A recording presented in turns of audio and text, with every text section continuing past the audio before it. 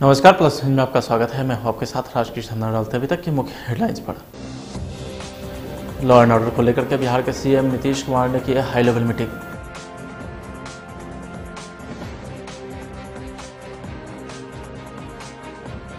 मार्च से मई के बीच 9 चरण में हो सकता है पंचायत चुनाव। चुनाव आयोग ने दिए तैयारी के आदेश। बिहार में कोरोना वायरस के 684 नए मरीज सामने आए, 3 की हुई मौत।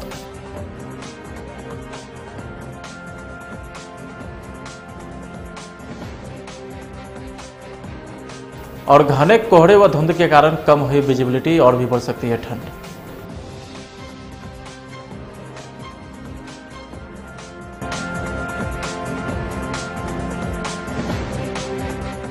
अब खबरें विस्तार से। बिहार में बढ़ती आपराधिक घटनाओं और बिगड़ती कानून व्यवस्था को देखते हुए मुख्यमंत्री Nitish Kumar high level meeting की है। मुख्यमंत्री बिहार के डीजीपी के साथ साथ मुख्य सचिव और अन्य वरीय अधिकारी के साथ लॉ एंड ऑर्डर को लेकर एक हाई लेवल मीटिंग किए हैं। निक संवाद में इस बैठक का आयोजन किया गया। एक तरफ मुख्यमंत्री लॉ एंड ऑर्डर को लेकर अधिकारी के साथ मीटिंग किए, तो वहीं मुख्यमंत्री के साथ हो रही इस बैठक में बिहार के मुख्य सचिव दीपक कुमार के साथ साथ गृह विभाग के अपर मुख्य सचिव आमिर सुबहानी, मुख्यमंत्री के प्रधान सचिव चंचल कुमार समेत अन्य अधिकारी मौजूद थे। डीजीपी ए के सिंघल के साथ साथ पुलिस मुख्यालय के बड़े अधिकारी भी इस बैठक में शामिल हुए।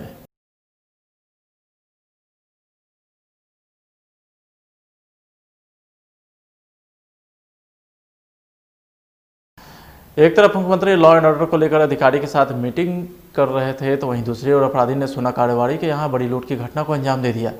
इस दौरान अपराधियों ने कारोबारी को गोली भी मार दी। जिस कारोबारी के यहां अपराधियों ने घटना को अंजाम दिया है वह दरभंगा के बड़े कारोबारी हैं। घटना के बारे में बताया जा रहा है कि एक साथ कई अपराधी सोना कारोबारी के दुकान में पहुंचे और सोना लूटपाट करने लगे। इस दौरान अपराधी ने 25 से 30 राउंड फायरिंग भी की है। इस घटना के बाद लोगों के बीच हड़कंप मच गया। दुकान से 5 करोड़ से ज्यादा के सोने के आभूषण की लूट हुई है। इस दौरान अपराधी दुकान में घुसे, बैग में डालकर आभूषण लेकर फरार हो गए। दुकान में लगे सीसीटीवी कैमरे में अपराधी दिख भी रहे हैं कि सोना का बैग लेकर वे किस तरह से फरार हो रहे हैं।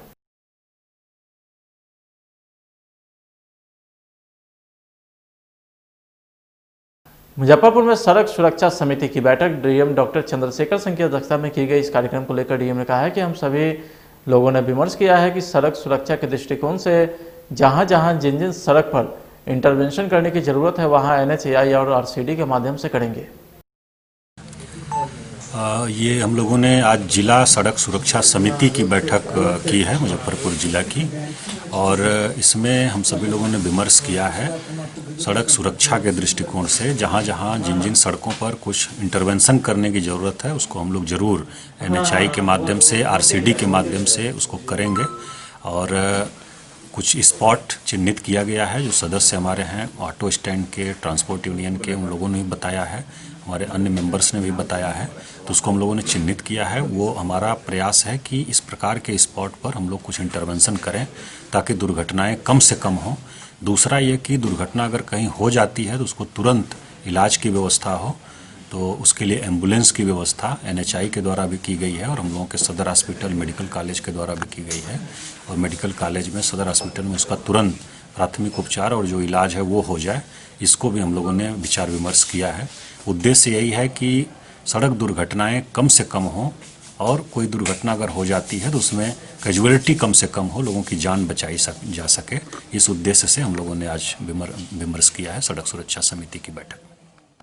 केंद्र सरकार के द्वारा आयुष चिकित्सक को सर्जरी करने की अनुमति देने के विरोध में इंडियन मेडिकल एसोसिएशन केंद्र सरकार के खिलाफ नाराजगी जाहिर करते हुए अविलंब इस फैसले को वापस लेने की मांग की है। तो वहीं IMA के इस विरोध पर कड़ी नाराजगी जताते हुए बिहार आयुष चिकित्सक संघ के अध्यक्ष व दुबे क्लिनिक के निदेशक डॉक्टर सुनील कुमार दुबे ने कहा कि केंद्र सरकार का फैसला बिल्कुल सही है और IMA से जुड़े डॉक्टर सिर्फ ड्रामा कर रहे हैं।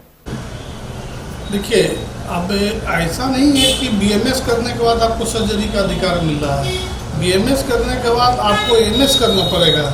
तो MS जिस तरह से एलोपैथिक डॉक्टर करते हैं, 3 वर्ष का कोर्स होता है, उसी तरह से BMS करने के बाद भी आपको MS करना पड़ेगा। मास्टर ऑफ सर्जरी का डिग्री लेना होगा, तभी आपको सर्जरी का करने का अधिकार प्राप्त होगा। तो इसमें कोई गलत बात नहीं है। IMA वाले लोग जो इनका विरोध कर रहे हैं, इनका पुराना नाटक है। ये लोग तो ना भूत को जानते हैं ना वर्तमान जानते हैं। आपको जानकारी के लिए, इन लोगों को जानकारी के लिए खास करके मैं आपके चैनल के माध्यम से बता देना चाहता हूँ कि हमारे धन्वंतरी जो थे आयुर्वेद के ज्ञाता थे, आयुर्वेद के जनक थे बोला जाता है। और धन्वंतरी के ही एक वंशज जो थे तो उनको जो है कि सर्जरी का वो बनारस में पहला यूनिवर्सिटी खोले थे जिनको सुश्रुत को बनाया गया था, ये प्रिंसिपल बनाया गया था। और सुश्रुत को कहा जाता है फादर ऑफ सर्जरी और धन्वंतरी को कहा जाता है कि फादर ऑफ मेडिसिन। तो MBBS के आज भी पाठ्यक्रम में फर्स्ट ईयर प्रथम वर्ष में आयुर्वेद का जनक कौन है, सर्जरी का मास्टर कौन है, या फादर ऑफ मेडिसिन कौन है, तो ये सब पढ़ाया जाता है। तो ये लोग तो अभी वर्तमान को भी भूल रहे हैं। और भूत में कौन आयुर्वेद से ही जन्म हुआ है सर्जरी का, एलोपैथ का, ना कि एलोपैथ से जन्म हुआ है आयुर्वेद का। तो ना इनको भूत का ज्ञान है और ना वर्तमान का ज्ञान। बिहार विधानसभा चुनाव संपन्न होने के बाद नई सरकार का गठन हो गया है। अब सूबे में पंचायत चुनाव करवाए जाने की कवायद भी शुरू हो गई है। राज्य निर्वाचन आयोग ने मार्च से मई के बीच त्रिस्तरीय पंचायत और ग्राम कचहरी के चुनाव होने की संभावना जताई है। जानकारी के अनुसार यह 9 चरण में आयोजित किए जा सकते हैं। चुनाव आयोग के साथ साथ प्रशासनिक स्तर पर भी इसकी तैयारी शुरू हो गई है। राज्य निर्वाचन आयोग ने सभी जिलाधिकारी और SP को पत्र लिखकर यह जानना चाहा है कि आपके क्षेत्र में कितने चरण में चुनाव हो सकते हैं। बिहार राज्य निर्वाचन आयोग ने निर्देश दिया है कि इसकी जानकारी 2 सप्ताह के अंदर आयोग को सौंपी जाए। रोहतास पुलिस ने 50 से 80 लाख रुपए की कीमत का गांजा बरामद किया है। यह गांजा ट्रक में लादकर केले में छुपाकर आंध्र प्रदेश से बिहार लाया गया था। आपको बता दें कि सासाराम के मुफस्सिल थाना के अदमापुर से पुलिस ने गुप्त सूचना के आधार पर एक ट्रक पर लदे 25 बोरा गांजा बरामद किया है, जिसका वजन 8 क्विंटल 52 किलो है। तो वही मामले में कैमूर जिला के कुदरा थाना के सलथुआ के रहने वाले ओम प्रकाश सिंह और निरंजन कुमार नामक 2 तस्कर को भी पुलिस ने गिरफ्तार किया है।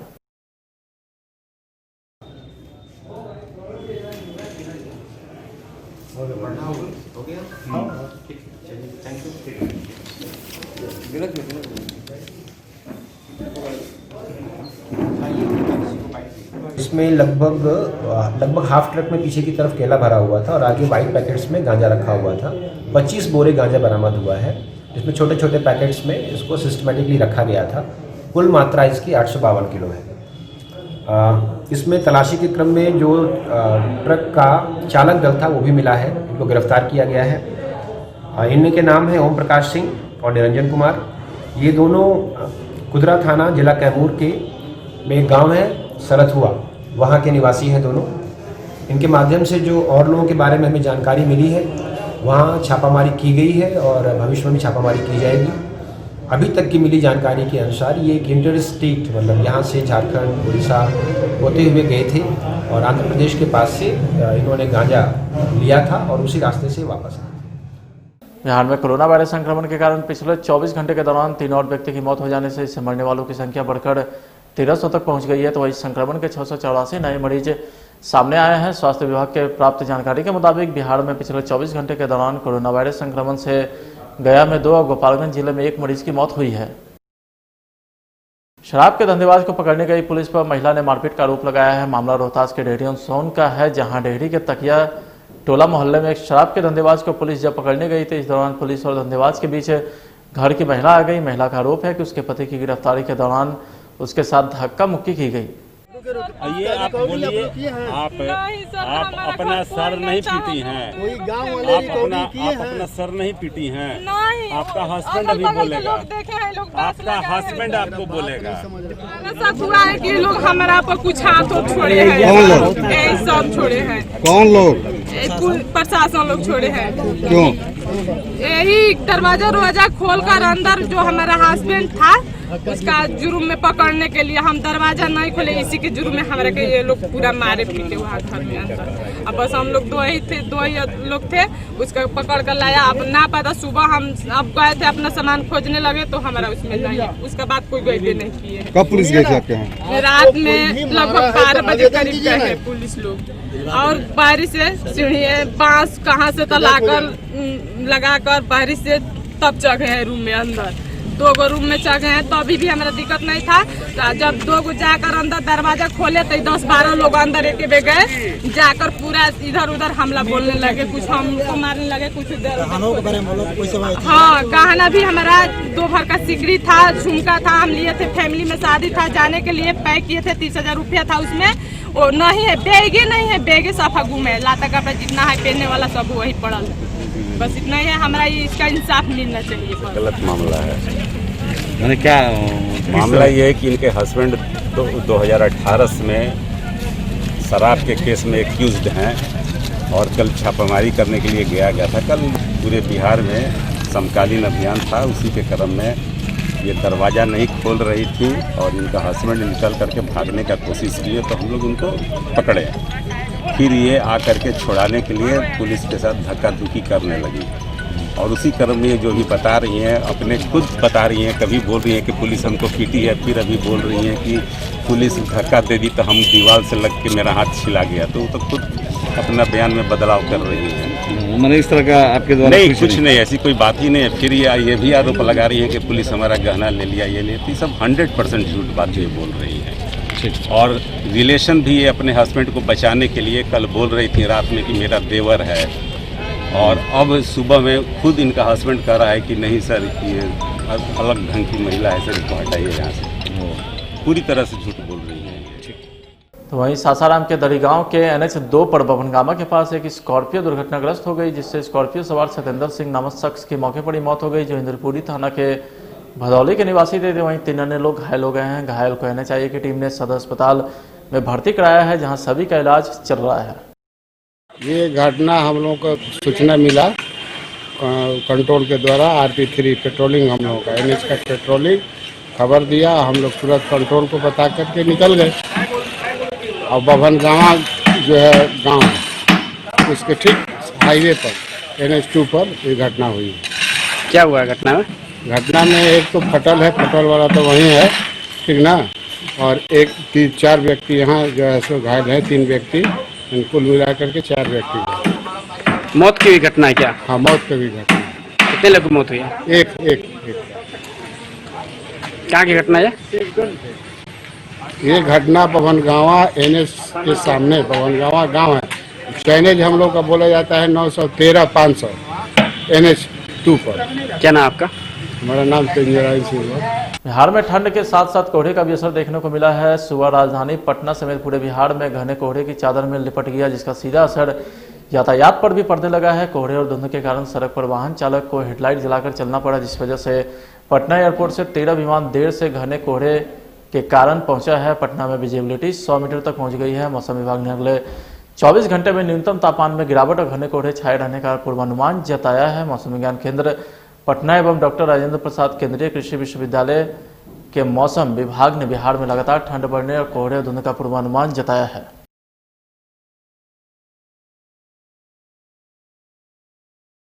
रोहतास के काराकाट में एक अनियंत्रित होकर एक बस नहर के पुल के पास पलट गई, जिसमें 8 सदस्य यात्रियों को हल्की फुल्की चोटें भी आई है। प्राथमिक उपचार के बाद सभी अपने अपने घर चले गए। हादसे के बारे में बताया जाता है कि बोकारो से विक्रमगंज जा रही बस धुंध के कारण रास्ते से नीचे उतरकर नहर में जा घुसी और पलट गई। गनीमत है कि नहर में इतना पानी नहीं था, जिस कारण यात्री किसी तरह बस से निकल गए।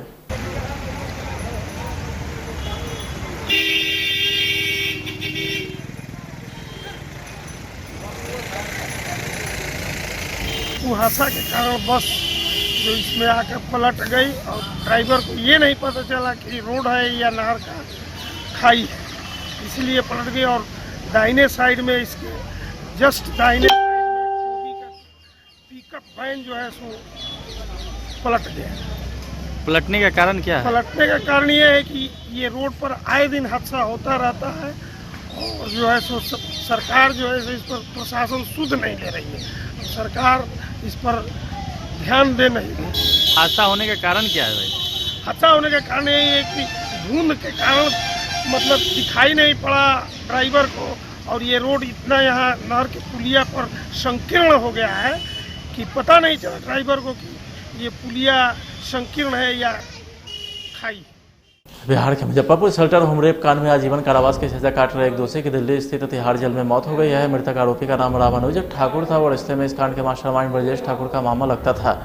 तिहाड़ जल प्रशासन के सूत्र के मुताबिक रामानुज की मौत की वजह सामान्य यानी नेचुरल बताया जा रहा है। मृतक की उम्र तकरीबन 70 साल थी और लंबे वक्त से बीमार चल रहे थे। रामानुज ठाकुर तिहाड़ जेल के अंदर जेल नंबर 3 में कैद था। रामानुज ठाकुर पर शेल्टर होम की बच्ची के साथ दुष्कर्म करने समेत कई गंभीर आरोप लगे थे। इस मामले की जांच कर रही सीबीआई ने रामानुज को गिरफ्तार किया है। शेल्टर होम में बतौर गेटकीपर काम करने वाले रामानुज ठाकुर पर बच्ची से रेप करने और विरोध करने पर उनकी पिटाई करने का आरोप लगा था। कोर्ट ने उसे दोषी भी पाया था।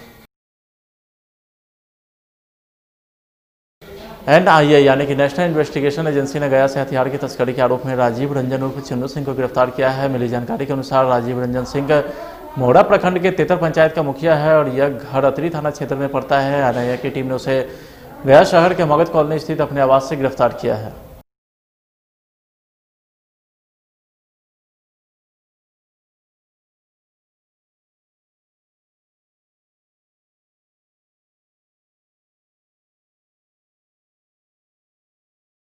रोहतास के डेहरी ऑन सोन में जल्द ही सिंगिंग टैलेंट सर्च आयोजन किया जाएगा, जिसे लेकर के निजी स्तर पर युवा ने प्रयास शुरू कर दिए। रोहतास के डेहरी में एक निजी होटल में भी शो से जुड़े लोगों ने प्रेस वार्ता कर बताया कि भोजपुरी संगीत महासंग्राम सीजन 2 में इस दौरान लॉन्च किया जाएगा, जिसमें बिहार के ग्रामीण क्षेत्रों की प्रतिभा को मौका दी जाएगी।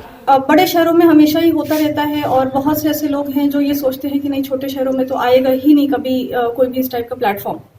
तो ऐसा एक जगह सिलेक्ट करना जो कि आज तक अभी सिलेक्ट नहीं हुआ है, और स्पेशली जैसे बक्सर हो गया या यूपी, इसके कुछ सेक्टर्स है वो ऑलरेडी बहुत फेमस है। बट रोहतास जिला आज तक मतलब यहाँ बहुत सिंगर्स है, लेकिन इसको कोई आज तक सामने लेके नहीं आया कि हाँ ये भी एक जगह है जहाँ पे आपको सिंगर्स मिलेंगे और टैलेंट्स हैं। तो ये एक प्लेटफॉर्म देने का तरीका था कि जो सिंगर्स हैं, कईयों की मोटिवेशन बहुत डाउन हो गई, वो मोटिवेट हो पाए इस चीज।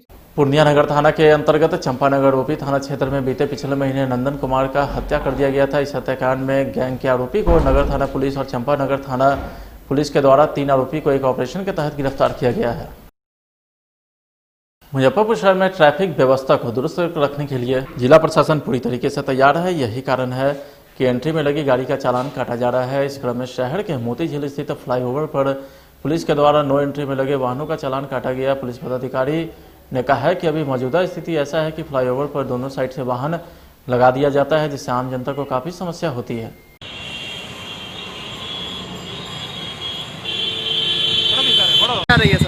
मौजूदा स्थिति ऐसा यहाँ पे है कि जो दोनों तरफ फ्लाईओवर पे लगा दिया जाता है गाड़ी को, और आम पब्लिक को इतना परेशानी हो रहा है, खास करके मरीज जो एम्बुलेंस में जा रहे हैं, वो सारा का सारा इतना कठिनाई होता था, यहाँ पर कहने लायक नहीं था जगह। लेकिन जिस दिन से यहाँ पर कट रहा है चालान, उस दिन से स्थिति बहुत अच्छा हो गया। कितने का चालान काटा जाता है सर? यहाँ पर चालान होता है 2000 रुपया देश का बजट अवहेलना क्या प्राधिकारी जो दिए हैं, वहाँ पर लिखा हुआ है कि यहाँ पर नो पार्किंग है, गाड़ी नहीं लगाएंगे। 500 रुपया उसके साथ ट्रैफिक नियम का जो पालन नहीं किया गया उसके साथ 2500 रुपया का होता है। फिलहाल आज की खबरों में इतना ही। आप देखते रहे प्लस न्यूज। नमस्कार।